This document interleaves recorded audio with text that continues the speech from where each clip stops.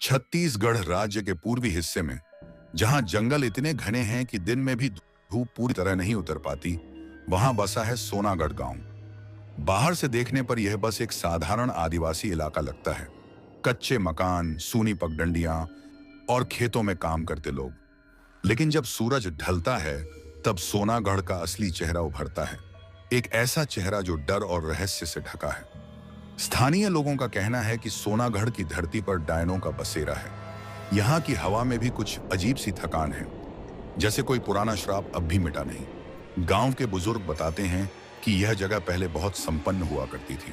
यहाँ सोने की खानें थीं और शायद इसी कारण इसका नाम पड़ा सोनागढ़। लेकिन कहते हैं कि जिस दिन खान में पहली बार खून गिरा, उसी दिन से यह गांव अभिशप्त हो गया। करीब 100 साल पहले सोनागढ़ के जमींदार रघुवंश सिंह ने यहाँ मजदूरों से जबरन काम करवाया। खान में पानी भर गया था, पर उसने मजदूरों को नीचे उतरने का हुक्म दिया। उसी दिन खान धंस गई और दर्जनों मजदूर जिंदा दफन हो गए। लोगों का कहना है कि उन्हीं में से एक महिला मजदूर थी, जिसका नाम भैरवी था। वही औरत बाद में सोनागढ़ की पहली डायन बनी। भैरवी की कहानी गांव के हर बच्चे की जुबान पर है। कहते हैं कि उसकी लाश कभी मिली ही नहीं। कुछ का दावा है कि रात में खान के पास से किसी औरत के रोने की आवाजें आती थीं और कई लोगों ने उसे सफेद साड़ी में चलते देखा। धीरे धीरे खान के आसपास मौतें बढ़ने लगीं। कोई पेड़ से लटकता मिला, कोई कुएं में गिरा। औरतें कहती कि वो भैरवी है जो अब अपनी मौत का बदला ले रही है। समय बीतता गया, लेकिन सोनागढ़ का सन्नाटा नहीं टूटा। गांव के बाहर एक पुराना बरगद है, जिसे भैरवी का पेड़ कहा जाता है। उस पेड़ के नीचे की मिट्टी आज भी लाल दिखाई देती है। लोगों का कहना है कि यह खून नहीं, बल्कि उन आत्माओं की राख है जो भैरवी के श्राप में फंसी हुई हैं। गांव में आज भी रात के बाद कोई बाहर नहीं निकलता। रास्ते में टिमटिमाते बल्ब या लालटेनें खुद ब खुद बुझ जाती हैं। लोगों ने कई बार बिजली विभाग को बुलाया, पर सब बेअसर रहा। बिजली वाले भी अब दिन ढलने के बाद उस इलाके में नहीं जाते। पिछले कुछ वर्षों में सोनागढ़ का नाम फिर चर्चा में आया, जब वहां कई पुरुष लापता होने लगे। शुरू में लगा कि शायद शहर काम की तलाश में चले गए हों, लेकिन जब उनका कोई सुराग नहीं मिला, तो लोगों ने फिर से डायनों की बात छेड़ दी। स्थानीय पुलिस ने 3 बार सर्च ऑपरेशन चलाया, लेकिन हर बार एक ही जगह पर कुत्ते घूमकर वापस आ जाते भैरवी की खान। गांव के सरपंच राम सहाय यादव का कहना है, हम लोग अब मान चुके हैं कि यहाँ कुछ तो है जो इंसानों के बस की बात नहीं। रात को हवा भी रुक जाती है, और जब कभी भैरवी का नाम लिया जाए तो सन्नाटा बढ़ जाता है। पुलिस ने खान को सील कर दिया है, लेकिन गांव वाले कहते हैं कि भैरवी अब केवल खान तक सीमित नहीं रही। वो पेड़ों पर, हवा में और कभी कभी इंसानों में भी घुस जाती है। पिछले साल गांव की एक औरत सुभद्रा पर डायन का साया चढ़ गया था। उसने अपने ही पति पर हमला किया और बाद में कहा कि भैरवी मुझ में आ गई थी। आज भी जब सूरज ढलने लगता है, तो सोनागढ़ के लोग अपने दरवाजे बंद कर लेते हैं। हर घर में तुलसी चौरा पर दिया जलाया जाता है, और दूर जंगल की तरफ से आती है वो आवाज, धीमी, करुण और ठंडी, जैसे कोई औरत किसी को पुकार रही हो। कुछ लोग कहते हैं कि यह हवा की आवाज है, कुछ कहते हैं कि यह भैरवी है जो अभी भी अपनी अधूरी आत्माओं को ढूंढ रही है। लेकिन जो एक बार उस आवाज को सुन लेता है, वह कभी पहले जैसा नहीं रहता। कहा जाता है कि सोनागढ़ का श्राप अब गांव की सीमाओं से बाहर फैलने लगा है। जो भी बाहरी व्यक्ति वहां किसी डायन कथा की सच्चाई जानने जाता है, वो या तो लौटकर नहीं आता या फिर लौटकर कुछ बोल नहीं पाता। सोनागढ़ गांव के नाम से डरना अब पूरे जिले में आम बात हो चुकी थी। लोग इस जगह का नाम सुनते ही अपने घरों के दरवाजे और दिल दोनों बंद कर लेते थे। मगर हर कहानी को कोई ना कोई जिज्ञासु चाहिए होता है, जो खतरे के बावजूद सच्चाई जानना चाहता है। ऐसा ही एक आदमी था अर्जुन चौबे, पेशे से स्कूल टीचर, उम्र करीब 30 साल। अर्जुन को इन अंधविश्वासों पर बिल्कुल यकीन नहीं था। वह शहर से पढ़ाई करके लौटा था और उसे लगता था कि गांव के लोग बस डर के साए में जी रहे हैं। उसने तय किया कि वो साबित करेगा कि सोनागढ़ में कोई डायन नहीं, बस इंसानी डर है। उसने गांव के सरपंच राम सहाय से कहा, चाचा, अगर डायन सच में होती तो अब तक पूरे गांव का नामो निशान मिट गया होता। राम सहाय ने धीमे स्वर में जवाब दिया, बेटा, डायन को देखने की कोशिश मत करना। कुछ बातें देखी नहीं, महसूस की जाती हैं। पर अर्जुन नहीं माना। उसने एक शाम अपनी बाइक उठाई और सीधे निकल पड़ा उस भैरवी की खान की ओर, जिसके बारे में लोग कहते थे कि वहां से अजीब आवाजें आती हैं। शाम ढल चुकी थी, हवा में ठंडक थी और जंगल के पेड़ों पर कौए चुप थे। अर्जुन ने देखा खान के बाहर टूटी जंग लगी लोहे की जंजीरें और एक बोर्ड जिस पर लिखा था प्रवेश वर्जित जिला प्रशासन। उसने मोबाइल की टॉर्च जलाकर अंदर झांका। धूल और मिट्टी के बीच कुछ चमक रहा था, जैसे गीली मिट्टी में ताजा खून हो। वो झुका, लेकिन तभी हवा का तेज झोंका आया और टॉर्च बुझ गई। कुछ सेकंड तक सन्नाटा रहा, फिर कहीं गहराई से किसी औरत की धीमी हंसी सुनाई दी। कौन है वहां? अर्जुन चिल्लाया। कोई जवाब नहीं मिला। उसने हिम्मत कर टॉर्च दोबारा जलाई और सामने देखा एक पत्थर पर लाल हाथों के निशान उभरे थे। वे इतने ताजा थे जैसे अभी अभी किसी ने छोड़े हों। अर्जुन घबरा गया, लेकिन खुद को समझाया कि यह भ्रम है। उसने मिट्टी में पड़े निशान मिटाने की कोशिश की। तभी पीछे से किसी ने बहुत धीरे से कहा, मिट्टी को छूना मत, वो मेरा घर है। अर्जुन ने पलटकर देखा, वहां कोई नहीं था। बस एक ठंडी हवा उसके कानों के पास से गुजरी और फिर दूर किसी के रोने की आवाज आई। वो तुरंत बाइक स्टार्ट करके गांव की तरफ भागा, लेकिन उस रात अर्जुन घर नहीं पहुंचा। अगली सुबह उसकी बाइक खान के पास खड़ी मिली। टंकी पेट्रोल पूरा था, पर अर्जुन का कोई पता नहीं चला। पुलिस ने खान में उतरकर तलाश की, लेकिन बस एक पुरानी फटी हुई सफेद साड़ी मिली जिस पर खून के निशान थे। गांव वालों में दहशत फैल गई। लोगों ने कहना शुरू किया कि भैरवी अब किसी और के शरीर में उतर आई है। 3 दिन बाद अर्जुन का शव गांव से 5 किलोमीटर दूर जंगल के अंदर मिला। उसके शरीर पर कोई चोट नहीं थी, लेकिन चेहरा ऐसे मरोड़ा हुआ था जैसे उसने मरने से पहले कुछ बहुत भयावह देखा हो। उसकी आंखें पूरी तरह खुली थीं और होंठों पर खून के हल्के निशान। डॉक्टरों ने रिपोर्ट में लिखा, कारण अज्ञात, संभवतः हार्ट अटैक। मगर गांव के लोग बोले, भैरवी ने उसका खून पी लिया। उसके अंतिम संस्कार के दिन आसमान पर काले बादल छा गए और अचानक तेज आंधी चली। जलती चिता पर लौ हर दिशा में बिखर गई। किसी ने कहा, भैरवी आ गई, और सब लोग भाग खड़े हुए। अर्जुन की मौत के बाद सोनागढ़ में रातों को फिर से अजीब चीजें होने लगी। कुत्ते बिना वजह भौंकते और बकरियां अपनी रस्सियां तोड़कर भाग जाती। कुछ लोगों ने बताया कि उन्होंने खेतों में सफेद साड़ी पहनी औरत को देखा जो चुपचाप हवा में झूल रही थी। गांव की औरतें अब शाम के बाद कुएं पर पानी भरने नहीं जाती। बच्चे भी स्कूल जाने से डरते हैं। यहां तक कि पोस्टमैन भी सोनागढ़ के पते पर पत्र देने के लिए सूरज ढलने से पहले ही लौट आता है। राम सहाय ने जिला अफसर को फोन कर कहा, साहब, अगर जल्द कुछ नहीं किया गया तो पूरा गांव उजड़ जाएगा। अफसर ने बात तो मान ली, लेकिन जब पुलिस की टीम फिर से खान में पहुंची तो वहां जो मिला उसने सबकी रूह जमा दी। खान की दीवार पर ताजा खून से लिखा था, मेरा श्राप अभी खत्म नहीं हुआ। जांच टीम ने तुरंत खान को फिर से बंद कर दिया, लेकिन उसी रात सोनागढ़ के 3 और मर्द लापता हो गए। लोगों ने उनकी खोज में जंगल छाना, लेकिन बस एक चीज मिली, हर गायब आदमी की कलाई से बंधा काला धागा जो पूरी तरह जला हुआ था। अब किसी को शक नहीं रहा कि सोनागढ़ पर कोई अलौकिक शक्ति हावी है।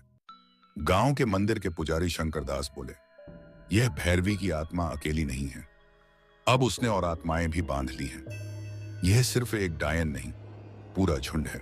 सोनागढ़ में फैले डर का असली कारण समझने के लिए गांव के बुजुर्गों ने गांव की पुरानी चौपाल में एक बैठक बुलाई। बारिश का मौसम था, आसमान में बादल गहराए हुए थे और बिजली बार बार चमक रही थी। लोग चुपचाप बैठे थे, किसी के चेहरे पर चिंता, किसी पर डर। तभी बूढ़ी गौरी दाई, जो गांव की सबसे बुजुर्ग औरत थी, ने कहा, तुम सब भूल गए हो कि यह सब कब शुरू हुआ था। मैं बच्ची थी जब भैरवी जिंदा थी। उसके यह बोलते ही सबकी सांसें थम गई। गौरी दाई ने धीरे धीरे कहानी सुनानी शुरू की। करीब 100 साल पहले जब सोनागढ़ में खानें चलती थीं, तब गांव में एक गरीब औरत रहती थी, भैरवी। वह विधवा थी और अकेली रहती थी। उसका चेहरा सुंदर था, आंखों में कुछ ऐसा था जो किसी को भी बांध दे। लेकिन जमींदार रघुवंश सिंह की निगाह उस पर पड़ गई। एक रात उसने जबरदस्ती उसे अपनी हवेली में बुलवाया। भैरवी ने विरोध किया, पर उसकी बात किसी ने नहीं सुनी। 3 दिन तक वह हवेली से बाहर नहीं निकली। जब चौथे दिन गांव वालों ने दरवाजा तोड़ा तो अंदर जमींदार का शव पड़ा था और भैरवी लापता थी। लोगों ने कहा कि भैरवी ने जमींदार को मारा, लेकिन कोई सबूत नहीं मिला। उसी शाम से गांव के आसमान में एक अजीब सी गंध भर गई, कच्चे खून और जलते धूप की। कुत्ते लगातार रोते रहे और पेड़ों पर बैठी चिड़ियां अचानक मरने लगी। कहते हैं कि अगले ही हफ्ते खान में भूस्खलन हुआ और दर्जनों मजदूर दब गए। गांव वालों का मानना था कि भैरवी ने अपने साथ हुए अन्याय का बदला लिया था। किसी ने उसकी लाश नहीं देखी, पर कई लोगों ने रातों में हवेली के पास सफेद साया घूमते देखा। गौरीदाई ने आगे कहा, भैरवी की आत्मा को शांति नहीं मिली क्योंकि उसके साथ जो हुआ वो अधूरा रह गया। उसने जमींदार की आत्मा को बांध लिया और फिर वो खान की गहराई में जाकर बस गई। तब से सोनागढ़ की मिट्टी लाल दिखती है क्योंकि उसमें उसका खून मिला हुआ है। लोग ध्यान से सुन रहे थे। चौपाल में हवा भारी हो चुकी थी। तभी एक नौजवान बोला, अगर ये सच है तो आज तक किसी तांत्रिक ने कुछ किया क्यों नहीं? गौरीदाई मुस्कुराई, लेकिन वो मुस्कान डरावनी थी। किया था बेटा, किया था। 5 तांत्रिक आए थे। किसी ने यज्ञ किया, किसी ने मंत्र पढ़े, लेकिन सब एक एक करके मारे गए। किसी की जीभ काली हो गई, किसी का शरीर सूख गया और एक तांत्रिक तो हवा में ही जल उठा। तब से कोई नहीं आता। कुछ लोगों ने कहा कि भैरवी अब अकेली नहीं, वो अपनी तरह की और आत्माएं खींच रही है। जिन औरतों की मौत अन्याय से हुई वो सब उसकी टोली में शामिल हो जाती हैं। इसलिए सोनागढ़ में औरतें अब पूर्णिमा की रात घरों से बाहर नहीं निकलती। पंडित शंकरदास ने बताया कि उन्होंने अपने सपने में भैरवी को देखा था। वो बोली, मैं तब तक चैन से नहीं रहूंगी जब तक सोनागढ़ के लोग मेरा नाम लेना बंद नहीं करते। इसके बाद से ही गांव में एक अजीब परंपरा शुरू हुई। कोई भी भैरवी का नाम जोर से नहीं लेता। लोग उसे वो या वो औरत कहकर पुकारते हैं। जो भूलवश उसका नाम लेता है उससे अगले 7 दिनों में कुछ न कुछ अनहोनी जरूर होती है। गौरीदाई ने आखिर में कहा, भैरवी को अब कोई रोक नहीं सकता। वो इंसान नहीं, अब शक्ति बन चुकी है। जब भी कोई उसकी कहानी सुनाता है वो वहां मौजूद होती है, सुनती है और अपनी अगली आत्मा चुनती है। यह सुनकर चौपाल में सन्नाटा छा गया। हवा भारी हो गई, बाहर बारिश और तेज हो गई। कुछ लोगों ने साफ देखा कि चौपाल के कोने में दिया जलते जलते अचानक बुझ गया। पंडित शंकरदास ने तुरंत मंत्र पढ़ना शुरू किया, लेकिन उसी वक्त चौपाल के बाहर किसी के हंसने की आवाज आई, धीमी, लंबी और ठंडी। सब लोग एक दूसरे को देखने लगे। किसी ने दरवाजा खोलने की कोशिश की, मगर बाहर सिर्फ काला धुआं था और उस धुएं के बीच एक सफेद चेहरा बिना पलक झपकाए सबको देख रहा था। लोग डर के मारे भाग खड़े हुए। अगली सुबह जब गांव वाले लौटे तो चौपाल की दीवार पर लाल रंग से लिखा था, भूल मत, मैं अब भी यहां हूं। भैरवी की कथा फिर से जिंदा हो चुकी थी। गांव के लोग अब डर में नहीं बल्कि एक तरह के समझौते में जीने लगे थे। दिन में काम, रात में सन्नाटा, लेकिन यह सन्नाटा अब टूटने वाला था। सितंबर 2023 की बात है। सोनागढ़ में एक नया परिवार आया था, राकेश, उसकी पत्नी नीता और उनका बेटा विवेक। राकेश को ब्लॉक ऑफिस में नौकरी मिली थी, इसलिए उसे यहीं रहना पड़ा। गांव वालों ने बहुत समझाया कि यहां रात में बाहर मत निकलना, पर राकेश हंसकर बोला, आप लोग अब भी इन पुरानी बातों पर यकीन करते हैं? आज के जमाने में डायन वायन कुछ नहीं होता। उसकी हंसी का जवाब बस एक बात थी, यहां हंसना मना है। पहली 2 रातें सामान्य रहीं। तीसरी रात को नीता ने बताया कि उसे घर के पीछे किसी औरत की आवाज सुनाई दी। राकेश ने सोचा शायद कोई पगली होगी। उसने दरवाजा खोला, लेकिन बाहर सिर्फ ठंडी हवा और पेड़ों की सरसराहट थी। नीता ने कहा कि वो आवाज कुछ कह रही थी, खान में मत जाना। राकेश ने ध्यान नहीं दिया। पर चौथी रात उनका बेटा विवेक नींद में उठकर बाहर चला गया। नीता ने देखा तो वह बरामदे में खड़ा था, खुले आसमान की तरफ देख रहा था। उसकी आंखें खुली थीं, लेकिन चेहरा बिल्कुल भावहीन। वह बुदबुदा रहा था, वो मुझे बुला रही है। राकेश दौड़कर उसे पकड़ने गया, पर जैसे ही उसने बच्चे का हाथ थामा, उसकी हथेली बर्फ जैसी ठंडी थी। विवेक अचानक जोर से चीखा और बेहोश होकर गिर पड़ा। अगली सुबह गांव के लोग जमा हुए। पंडित शंकरदास ने कहा कि यह भैरवी का साया है। राकेश गुस्से में बोला, आप लोगों की बातों से मेरा बेटा बीमार हो गया है। मैं इस खान में खुद जाकर देखूंगा कि असल में है क्या। गांव वाले उसे रोकते रहे, लेकिन वह नहीं माना। के वक्त वह खान की ओर निकल पड़ा। गांव के बाहर वही पुराना बरगद था, भैरवी का पेड़। हवा में अजीब सी नमी थी। उसने बाइक खड़ी की और टॉर्च लेकर अंदर बढ़ा। जैसे जैसे वह खान के भीतर जा रहा था, मिट्टी गीली और लाल होती जा रही थी। कुछ कदम बाद उसे दीवार पर उकेरी आकृतियां दिखीं, कई चेहरे, कई आंखें, और अचानक उसके कान के पास किसी ने फुसफुसाया, तू भी आएगा मेरे पास? वह पलटा, लेकिन कुछ नहीं था। उसने हिम्मत करके एक पत्थर उठाया, पर तभी मिट्टी से एक हाथ निकला, काला, सड़ा हुआ। राकेश ने चीख मारी और भागा। वह किसी तरह बाहर पहुंचा, पर उसके कपड़ों पर लाल मिट्टी चिपकी थी जो खून जैसी गंध दे रही थी। रात को उसकी हालत बिगड़ने लगी। वह बुखार में बड़बड़ाने लगा। वो मुझ में है, उसने कहा कि मैं उसका हूं। सुबह तक उसकी नाक और कान से खून बहने लगा। डॉक्टर ने कहा कि यह नर्व स्ट्रोक है, पर नीता जानती थी कि यह कुछ और है। तीसरे दिन राकेश की मौत हो गई, लेकिन मौत के बाद उसका चेहरा बिल्कुल भैरवी जैसा दिखने लगा था। आंखें काली, होंठ नीले और माथे पर लाल बिंदी। राकेश का अंतिम संस्कार करने वाले चारों आदमी अगले हफ्ते बीमार पड़ गए। दो की हालत इतनी बिगड़ी कि उन्हें शहर ले जाया गया। एक आदमी ने मरने से पहले कहा, भैरवी अब नए शरीर तलाश रही है। अब गांव में दहशत फिर फैल गई। लोगों ने अपने घरों की दीवारों पर गोबर और हल्दी का लेप लगाना शुरू किया ताकि बुरी आत्मा दूर रहे। लेकिन जिस रात पूर्णिमा आई, पूरा गांव कांप उठा। आसमान में एक लाल आभा थी और पेड़ अपने आप झूम रहे थे। लोगों ने कहा कि खान से एक चमकती हुई रोशनी निकली और सीधे बरगद की जड़ों में चली गई। अगली सुबह भैरवी का पेड़ आधा जला हुआ था और उसके नीचे एक नई कब्र बनी थी। कब्र के ऊपर रखा पत्थर खुद ब खुद हिल रहा था। गांव वालों ने उसे छूने की कोशिश की, पर जैसे ही किसी ने पास जाने की कोशिश की, उसे जमीन ने खींच लिया। उसके बाद कोई उस पेड़ के पास नहीं गया। अब सोनागढ़ में दिन में भी अंधेरा रहने लगा था। सूरज की रोशनी जैसे गांव तक पहुंचने से डरने लगी थी और हर घर में लोग बस एक ही बात कहते, भैरवी लौट आई है। सोनागढ़ की खौफनाक खबरें अब जिले की सीमाओं के बाहर फैल चुकी थीं। सोशल मीडिया और लोक कथाओं ने इसे एक तरह का अभिशप्त गांव बना दिया था।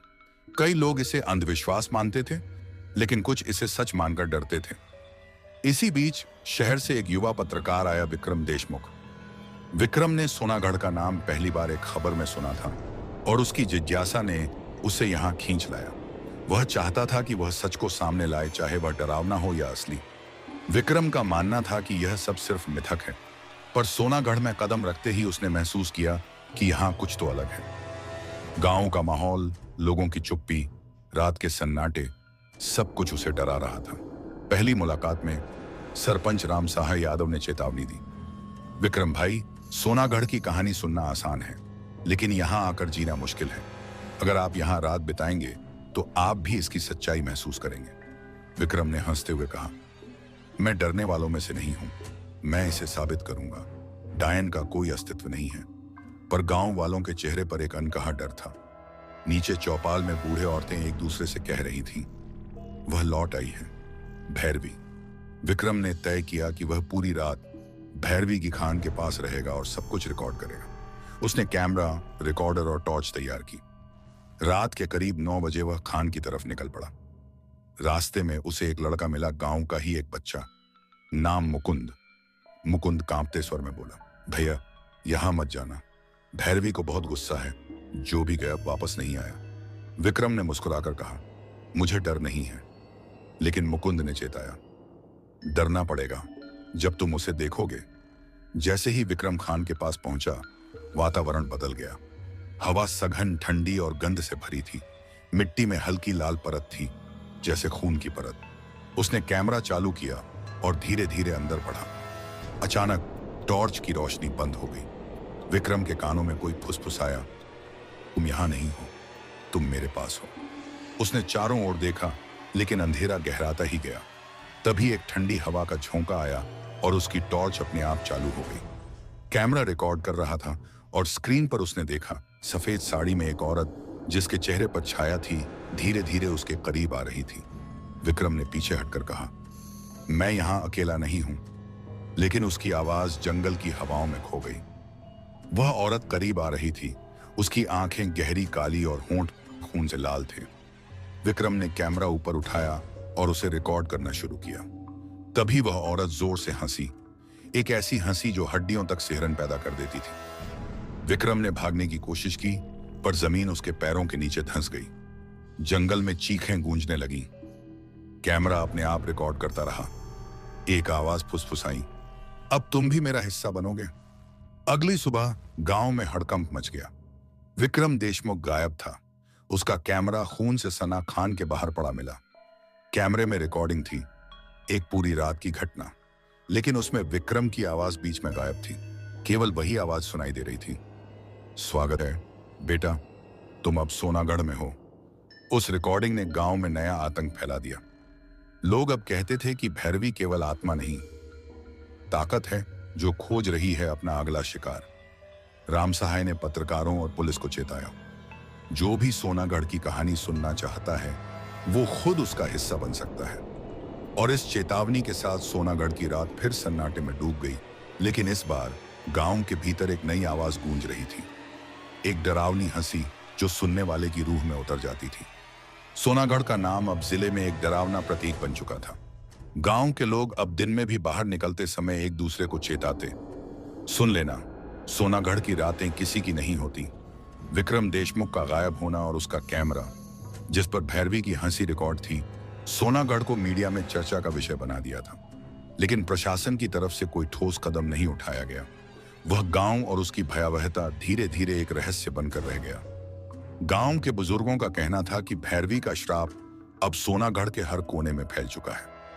यह केवल एक आत्मा नहीं थी, यह एक शक्ति थी जो खुद को हर पूर्णिमा अमावस्या की रात में पुनः जीवित कर लेती थी। एक रात गांव के लोग अपने घरों में बंद थे। आसमान पर बादल छाए थे और हवा में ठंडक ऐसी थी जैसे किसी ने सांस रोक ली हो। तभी गांव के सबसे बुजुर्ग गौरी दाई चुपचाप चौपाल से उठकर बरगद के पास चली गई। लोगों ने देखा कि वह हाथ में एक दीपक लिए धीरे धीरे पेड़ के पास बैठ गई। उसने मंत्र पढ़ना शुरू किया, धीरे लेकिन स्पष्ट शब्दों में। जैसे ही मंत्र उच्चारित हुए, एक हल्की रोशनी बरगद के जड़ों से निकलने लगी। रोशनी बढ़ती गई और अचानक एक सन्नाटा टूटते हुए एक आवाज गूंजने लगी, तुमने मेरा नाम लिया है। लोग डर के मारे अपने घरों की तरफ भागे, लेकिन कुछ लोग, जिनमें किशोर, लड़कियां और युवक शामिल थे, वहां रुके। उन्होंने देखा कि बरगद के नीचे एक सफेद परछाई उभर रही थी, भैरवी की आत्मा। वो धीमे धीमे गांव की ओर बढ़ी। उसका चेहरा अस्पष्ट था, लेकिन उसकी आंखों में लालिमा और उसकी हंसी में मौत की साजिश थी। गौरी दाई चिल्लाई, वो वापस आ गई है और इस बार पूरे गांव को अपनी गिरफ्त में लेगी। लोगों ने वहां से भागने की कोशिश की, पर बरगद के चारों ओर एक अदृश्य दीवार बन चुकी थी। हवा इतनी ठंडी थी कि सांस रुकने लगती थी। भैरवी की हंसी चारों ओर गूंजने लगी, एक ऐसा सन्नाटा जिसमें हजारों आवाजें घुल गई थीं। गांव के लोग चीख रहे थे, लेकिन उनकी आवाजें हवा में खो गईं। तभी आसमान में एक भयानक चमक हुई, जैसे किसी ने रात को चीर दिया हो। और फिर चुप्पी। सुबह जब गांव वाले जागे, वहां नहीं था। उसकी जगह सिर्फ एक गहरा गड्ढा था जिसमें मिट्टी के ऊपर खून के निशान बने हुए थे। गांव में अब कोई नहीं बोलता कि भैरवी वापस नहीं आई, बल्कि वे कहते हैं वो अभी भी यहां है और कभी भी लौट सकती है। और इसी डर के साथ सोनागढ़ का नाम एक अंतहीन रहस्य बन गया। अब वहां जाना मतलब किसी अधूरी कहानी का हिस्सा बनना, लेकिन सोनागढ़ का श्राप कभी समाप्त नहीं होता। दूसरा भाग बहुत जल्द आ रहा है, इंतजार कीजिए। अगर कहानी पसंद आई हो तो वीडियो को लाइक करें और चैनल को सब्सक्राइब करना न भूलें। आपका साथ ही हमारी ताकत है। सब्सक्राइब कर दो यार, आपका क्या जाएगा, मेरा भला हो जाएगा, प्लीज यार।